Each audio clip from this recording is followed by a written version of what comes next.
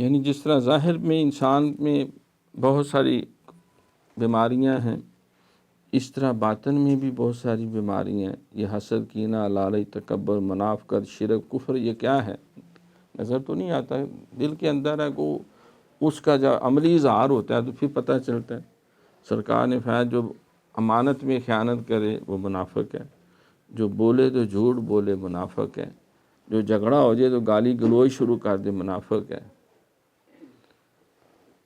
اور جو وعدہ کر کے خلاف ورزی کرے وہ منافق۔